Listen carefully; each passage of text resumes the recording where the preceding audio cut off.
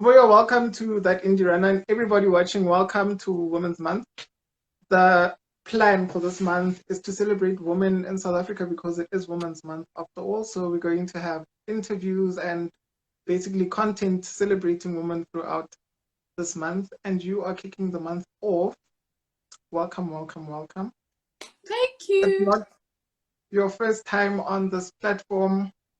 It was 6 years ago when you did your first interview here, which feels like, I don't know, 40 years ago. It's It been feels a like 100 while. years ago. A lot has happened. So much has happened in those years. August 2014. Tell me about it. August 2014, I was a first year student at Monash. I had just started this platform. I was running. Yeah, I was just running at that point. And what brought this about was I was just thinking, I have this platform. Let me just not share my running journey because I was getting injured all the time. Let me incorporate women into the space because it is Women's Month. And then that's when I started reaching out to you and several other women that I featured that month. And every year it's been that campaign to promote women on the block during Women's Month. And here we are, and you're kicking things off for 2020. Here we are again during a How are pandemic. you? During a pandemic. We'll discuss that later. Yeah. Okay. So to start, Vele, who is Vuyo? Please introduce yourself to everybody that's watching. Uvuyo is the last born child born from the Tambudala family. I was born, bred, buttered in the Eastern Cape in a town called Umtata, or Umtata as now the name previously changed. Yeah, and I grew up there until I was 18 and then moved to Cape Town to pursue my studies. Um, so, yeah, so I have a bit of Cape Town, Western Cape, and then I moved to Joburg. But they say it takes a nation to grow a person, and we grow, we continuously growing people. Cape Town had a huge part of who I am today, and I'll tell you what. I went to Cape Town to study. I enrolled for business science, chartered accountant, and a whole lot of failures that started in Cape Town have cultivated me to be the person that I am today. From the sisterhood that I built in Cape Town. So moved to Cape Town, to Johannesburg, and that's where Vuyo becomes an adult, still faced with these life problems, which never seem to go away. I'm Mm, currently a mom, wife. The last time we spoke, we had our interview. I was not a mom, not a wife. I think I was dating my husband. Yeah. Um, but so much has changed from the last time you and I engaged. But in a mm, nutshell, that's who Vuyo is, like remarkable woman using fitness and faith to live a remarkable life. Like I'm an ordinary person, but through fitness and faith, I'm remarkable. It's helped me in many areas of my life. Um, I started this journey in 2008. I was facing rejection at the time. And it was not even being rejected by a man. No, I didn't graduate that year, like the biggest failure of my life. And I turned into fitness. And that's why I say Cape Town has a big part of who Vuyo is today, and the person that Healthy Body Pilot is, or this platform that Healthy Body Pilot is. It was brought about by mm. a journey that I had embarked in Cape Town, and I only finished that journey later because of this hurdle of not graduating as I had thought I would have graduated at the time with my friends. I Um, share a similar story. So I started at Wits and I was there for 3 years and I didn't graduate.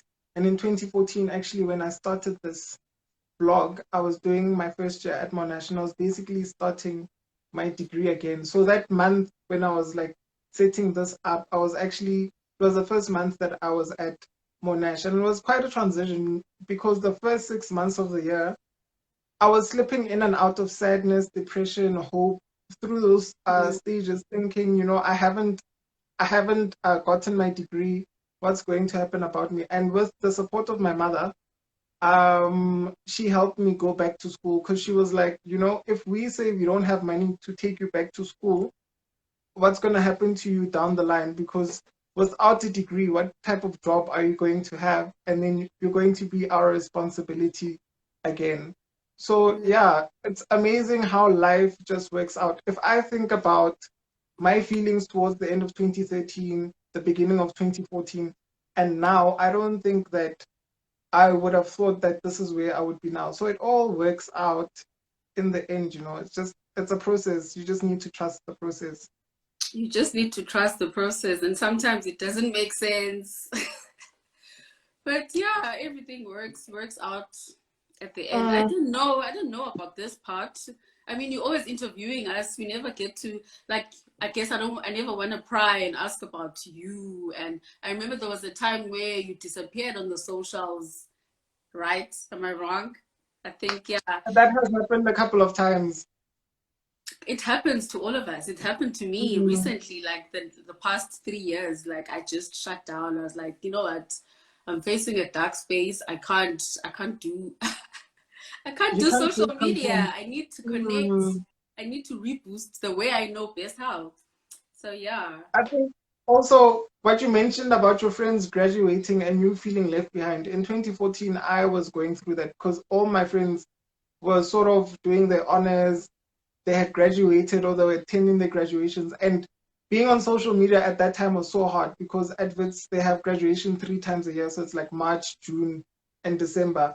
And you're watching all these And people that you everybody's started with. posting, it's a great day. Yeah. And it's like a double-edged sword. Like you want to be happy for them, but also you're thinking about yourself like, damn, what's going to happen to me? I'm going to fall behind. What's wrong with me? Why am I not there? What did I do wrong? You Yep. start doubting yourself as well, and you just you do like automatically go to a dark corner and you're like, yo, can't do life. Mm, So for me, during such times, I just like just adjust and pull back from socials.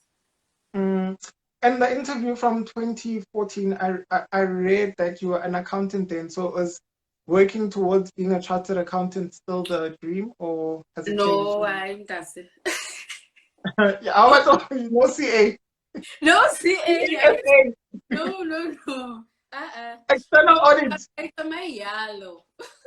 No, I gave up on that one. I was like, I'm gonna choose. Is it gonna be sanity or this degree, this qualification? And yeah, I tried and I gave up in I think 2010 or 2009. Mm, One of those years. I was like, I I said, let me just leave it. Let me just do something else. Let me just try another profession. So I'm mm. currently now starting to work being a chartered global management accountant. It's an institution based in the UK. Yeah. Is it different from SEMA? It's SEMA. Oh, okay. Okay. Yes. I know these things. You know these things. Sometimes I feel I have to explain because sometimes you tell someone and they're like, what's that? Mm, no, my cousin is doing it, and I think I was also studying with somebody who eventually did it, so I'm familiar with the process and Okay. all of it. What did you study, Atlee? I did computer science, and I'm currently working as a data analyst. Okay. Mm, so I think the creative part of me is like, here on the side, and during lockdown, I really want to explore it. So that's been me. And I know about the accounting things because I work for an accounting firm. Okay. So Yeah. you want to explore Oh, I the was saying during lockdown, I want to explore my creative side because we go to work and then we run, and then the day's over, you want to go sleep. yeah. So now we have the time to do something else that you've always wanted to try. Maybe you want to read a book, write a book, take pictures, make YouTube videos, all of those things. Wow. That's good. I wish I like. There's no time for me even during lockdown. Hey, like there is a bit, but okay, like minus the traffic and everything. But I find that in our team we're working more now than we did before lockdown. So it's just so hard. Like it was such a hard adjustment actually to Mm, to work from home. I work for a retailer, so we were also impacted by lockdown, and I guess with the panic, we had to like adjust sales. Um, mm, Not sales, adjust sales like sheep, a sheep sinking sheep, to mm, readjust and have a different outlook quickly. You know, so we had to act with agility. We had to help the business replan. So it hasn't been, and we haven't settled down since then. It's because it's such an uncertain time, and yeah, already retail is volatile. We are constantly on our toes. you But constantly yeah, need to innovate. but at least yeah, the time is a bit there because there's no time to drive to work, no time to drop, like Mm, you're not dropping off a child to school. So yeah, mm, there is a bit of time, but in terms of, for me, doing something new during this season, I just want to survive. I just want to see my loved ones survive. That for me mm. during this season is what matters the most. I actually didn't want to even push myself into trying to do anything new. So I remember you said you started running in 2008 in your first interview, Yeah. but before running throughout primary school, high school, varsity, were you involved with any activities? Oh, negative. Minimal. Let me say I wasn't involved, but it was minimal. So I say negative.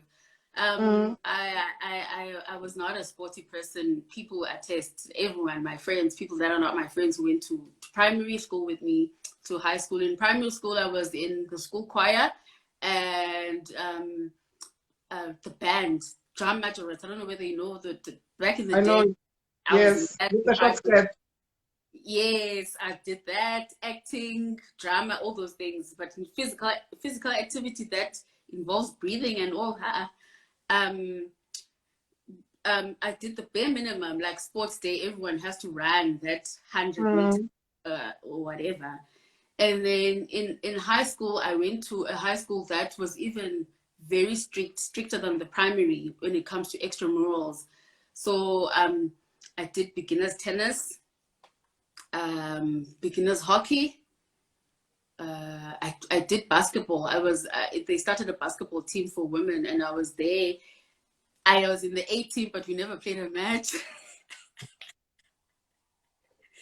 Basically, I never had a sports life. Like I just did it so that I could fulfill the requirement. But mm, I never had interest, to be honest. Like my friends played netball in the 18. I used to always watch them. Like after school, I'd be there supporting, cheering. My one friend Ushoti was even like an athlete. She played provincially in KZN, I think, at some point in her sporting career. But I never like. I didn't. And funny enough, my dad worked for sports, arts, and culture, so mm, it was an environment I was used to. Like there'd be people, like work people coming, there'd be basketballs. Like I used to wear sports tracksuits, like extras from wherever.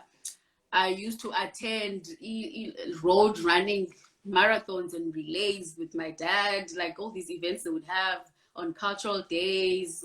Like, the sports arts and culture will always try and uplift community with sports.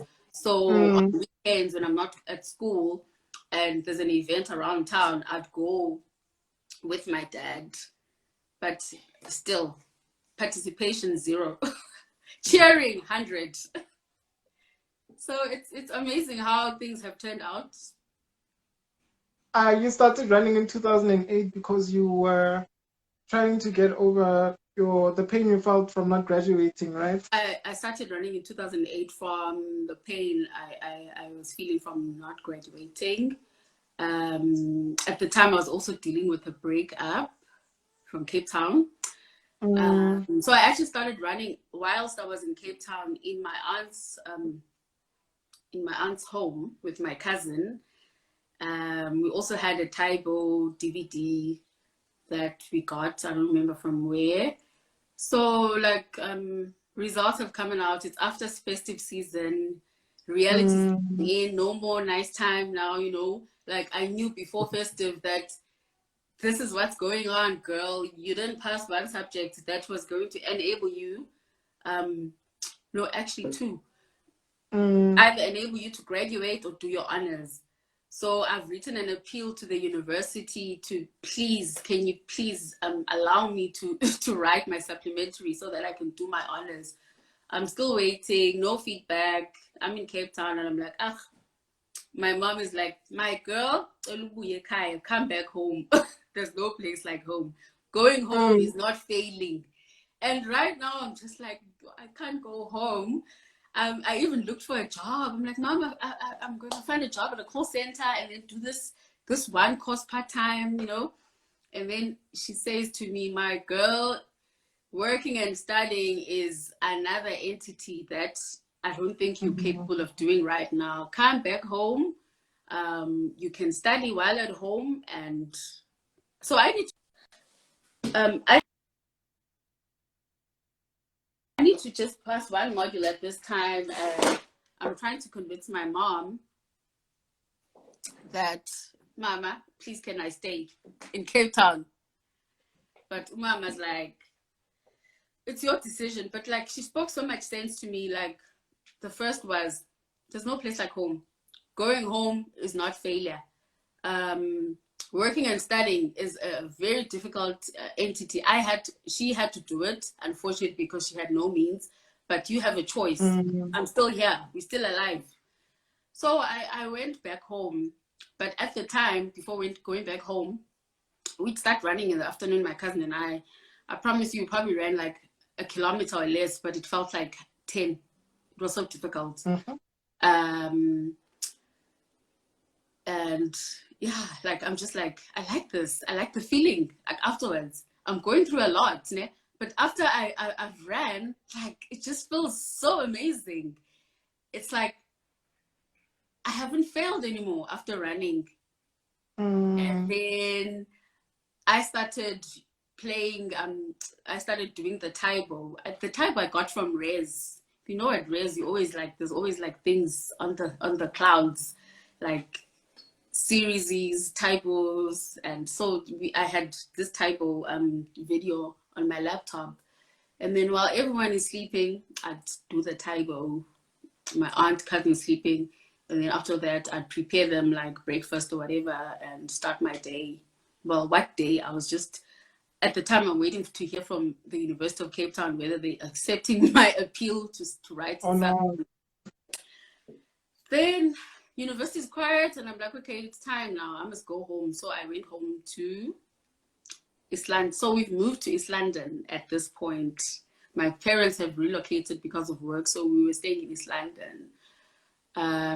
So I go back to East London and wow, guess what I find in East London? I find a letter from UCT and they've granted me to write my supplementary and the date has already lapsed. And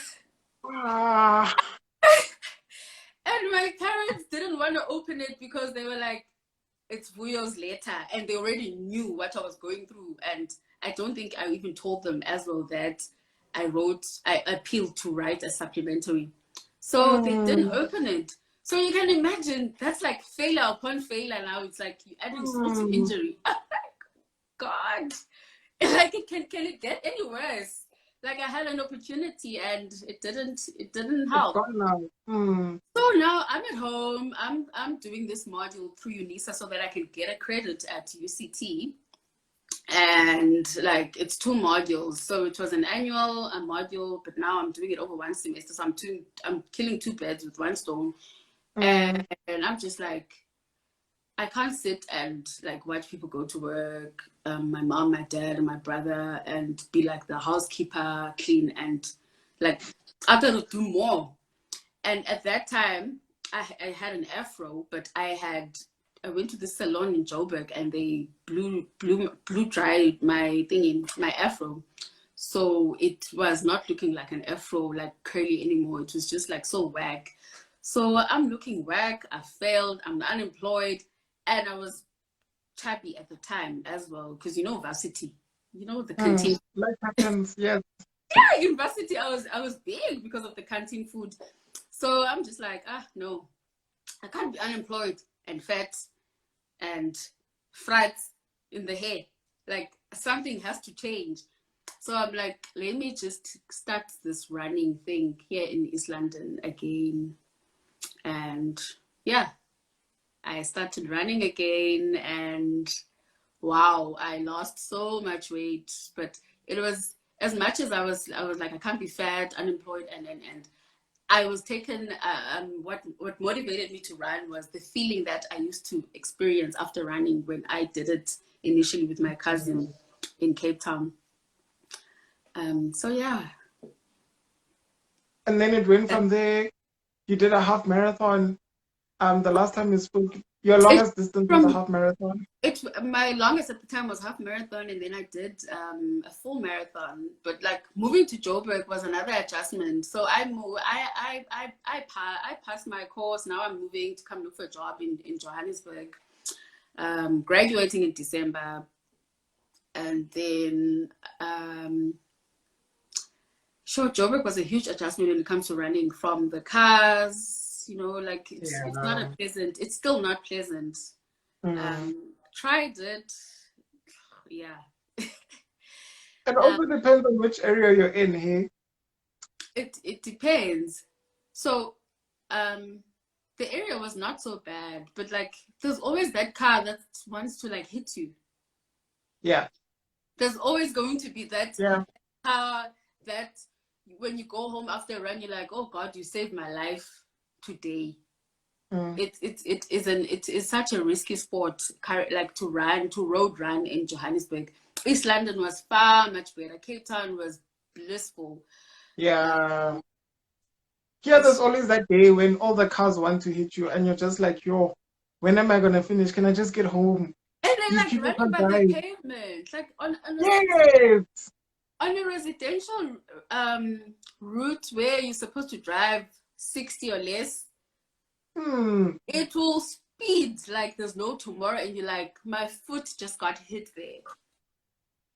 On top of that, there's a safety as well. As a woman, you can't really run alone because there's been so many cases of women being attacked, you know? And I was reading. I had to go read the interview for relevance for today, like our interview in 2014.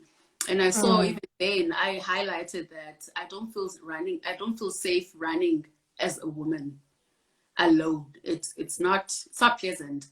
Um, so let's fast forward in Joburg. I ran, and then I didn't run.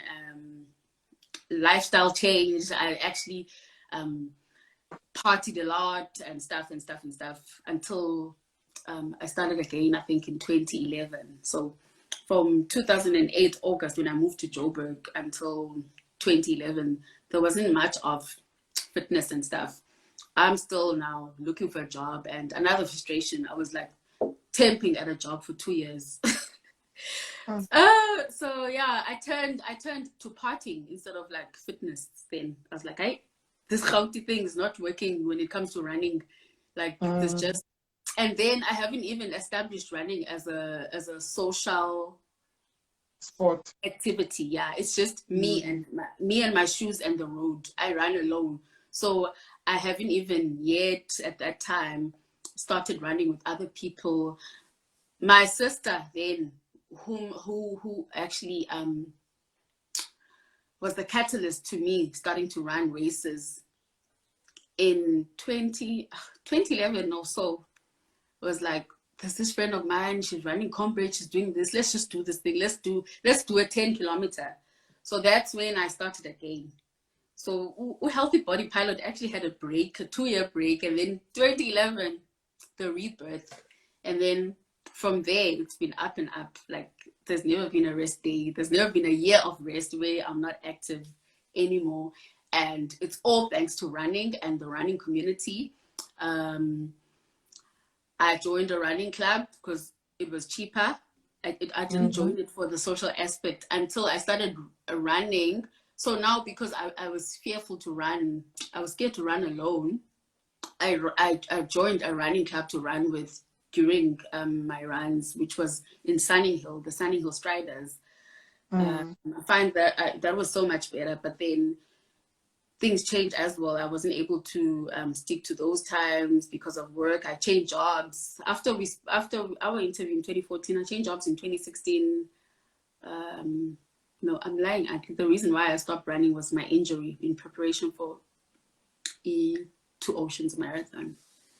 But from joining a running club, and I learned about joining a running club through the races. You know, that's when I started realizing that this running thing is actually a social thing. It might have took you out of this pit, but it's people united. It's actually, it's like another party. You know, those parties that you used to go to at night. This is a different party scene.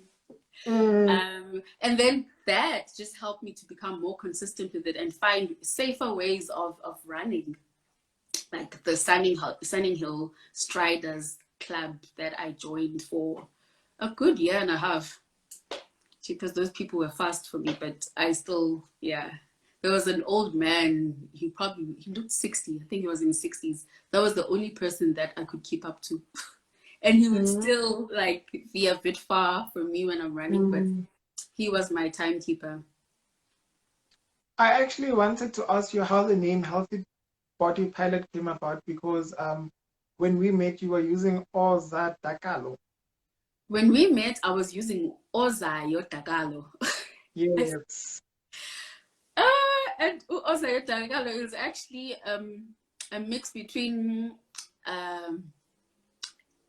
Venda and Xhosa. Mm. The name Ozayo means the coming, or the one that is coming, and then Utakalo is Vuyo in Venda. Oh. She's coming with joy. It makes sense now.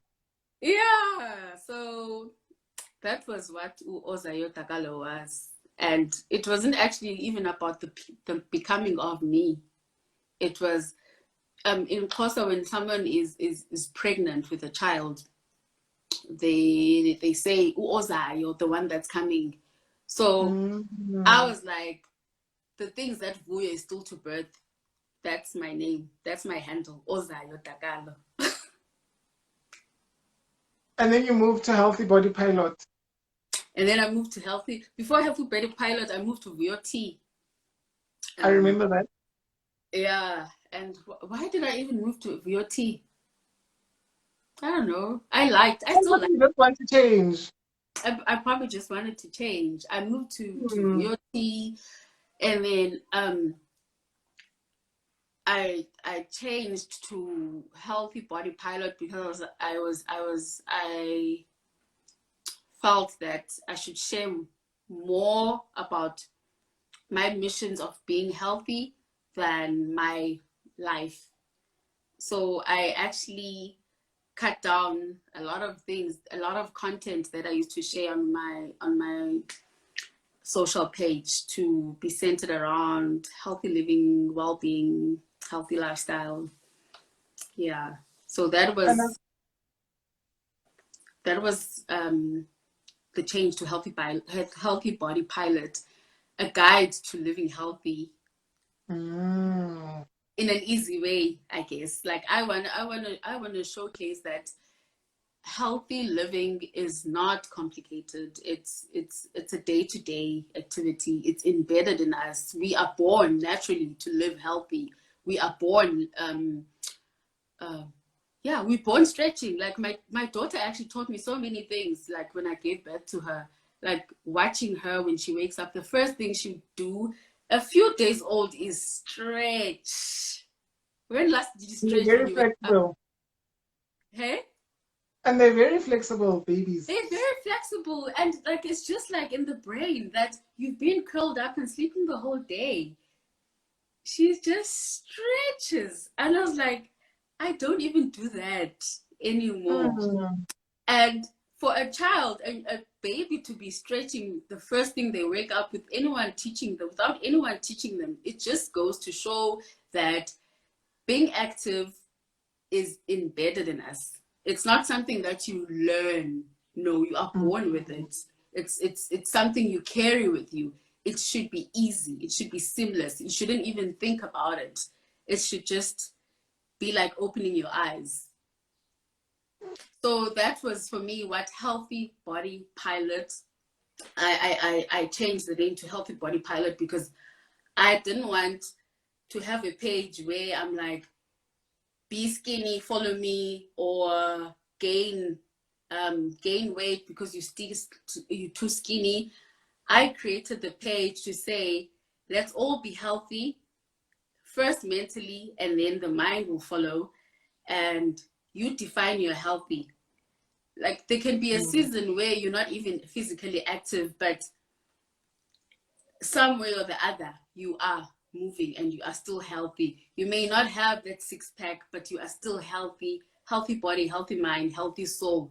It's a collective. It doesn't, like, you can't single it out. Like, just like a baby just wakes up and stretches, it's embedded in us. And yes, that's why I chose Healthy Body Pilot. I don't even think I make sense anymore. Carrie says health is a feeling, not necessarily a look. Definitely. Yeah. I always say, like, I just said now that it was the feeling back then in 2008 that kept me going back to run that difficult kilometer. I don't even know if it was, but I think because, you know, when you've been running now for years, you are able to estimate a distance by just, you can tell how much a distance is. So when I look back now, that difficult run, which I would huff and puff, we'd both huff and puff, my cousin and I, and there was a small hill that was probably a kilometer, and it was yeah.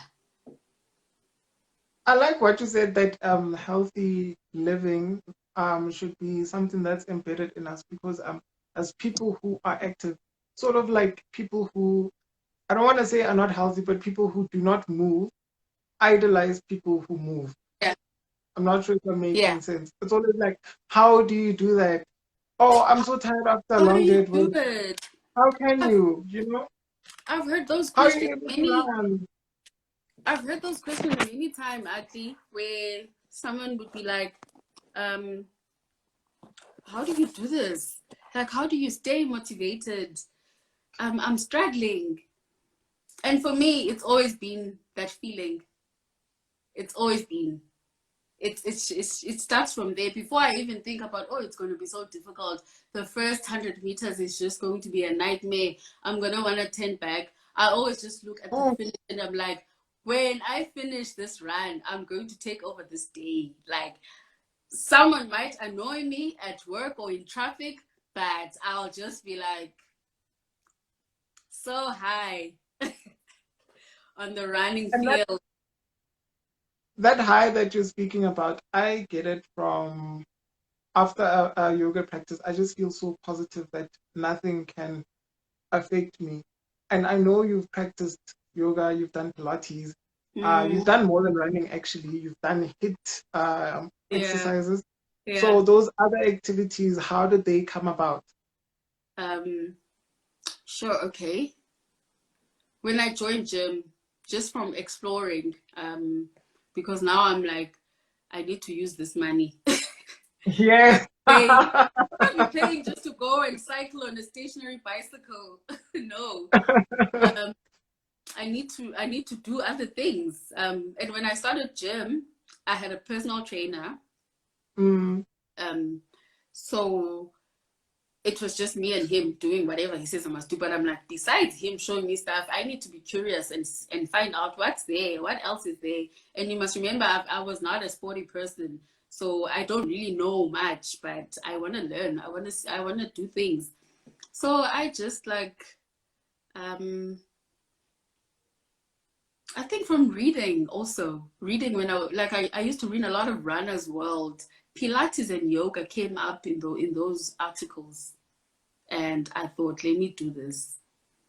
And it was the most beautiful, like, you know, actually when you've been running or doing strength training and you are so everywhere, like you like you're so tired, like you feel like there's a monkey on your back. I went, God aligned me with a lady, Viv. I went to her class, my first Pilates class, and I've heard people say I tried Pilates and it didn't work.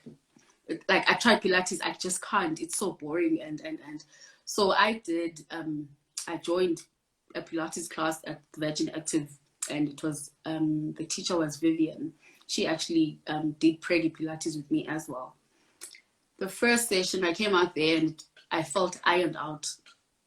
My back wasn't sore anymore, and it was so nice and sleepy, and my body, it felt like I went for a spa. Imagine a free spa every day or every week for an hour. So that, again, the feeling after, I mean, it wasn't as nice during, because I'm like, sure, I'm just lunging on one spot, like pulse lunging. Ooh, okay, now I'm gonna stretch my arm here for how many seconds? Oh gosh. But wow, afterwards, I was like, I'm back here. I'm coming back. I'm back. It's amazing. And then the connections, there's a connection between Pilates and yoga in that they are both low impact. So that class where they have Pilates, afterwards sometimes they'll have yoga. So on the timetable I saw yoga, and I was like, okay, I'm gonna try this thing now and see what it entails. And yeah, it was also the same beautiful body massage type of feeling, and your mind just, you just declutter. Yes. You just, yeah. I did Pilates today before making lunch. At least the last pose before we finished, I slept. Isn't that Shavasana? Okay? Isn't that Shavasana corpse pose? No, it's that. It's this. I don't know, but you lie down flat, like you're sleeping. So yes, that's what you do in yoga when you finish off the class. Oh, and I did it last 2 weeks ago as well, the same class. Wait, yeah. Was it a Pilates or a yoga class? It was a yoga class. Yes, you end off the practice with that pose. That's where you're supposed to still your mind and... What do you call it? It's called Shavasana, corpse pose.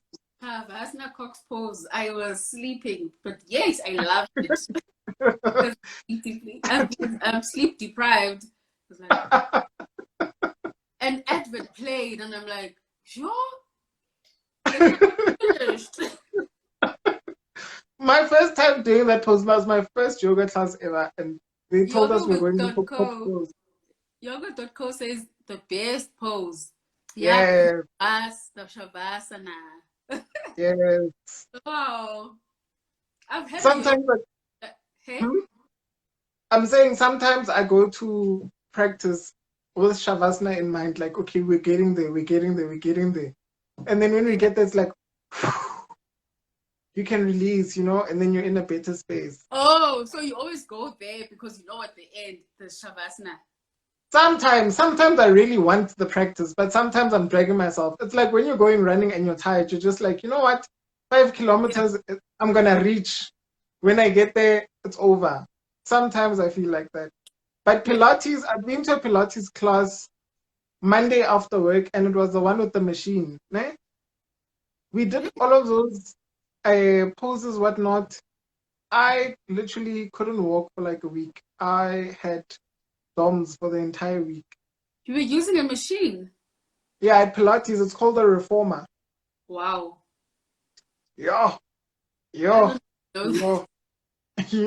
I've never heard of that. Pilates is flames. It's flames.